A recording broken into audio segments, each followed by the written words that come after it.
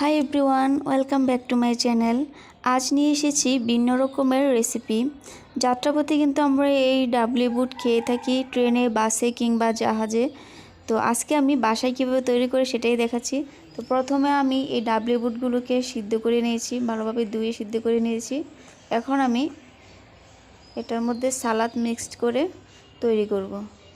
তো আমি 2 চামচের মতো নিয়ে নিয়েছি ডাবলি বুট সিদ্ধ। তারপর আমি দিয়ে দেব একটুখানি পেঁয়াজ কুচি, টমেটো কুচি, আর দিচ্ছি ধনেপাতা কুচি, শসা কুচি,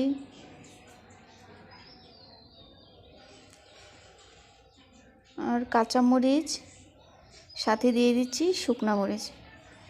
এটার সাথে শুকনা মরিচটা দিলে ফ্লেভারটা খুব ভালো আসে, খুব টেস্ট হয়। তো তারপর দিয়ে দিচ্ছি সরিষার তেল, আর দিয়ে দিচ্ছি একটু লবণ।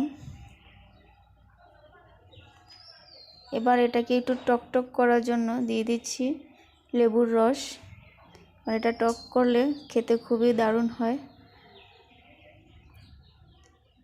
এবার আমি এগুলোকে ভালোভাবে মিক্সড করে নেব।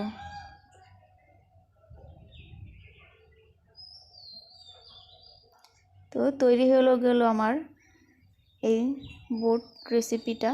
তো আপনারা অবশ্যই ট্রাই করবেন, এটা কিন্তু খেতে কিন্তু খুবই মজা হয়। আপনারা এভাবে বাসায় তৈরি করতে পারেন। ধন্যবাদ সবাইকে।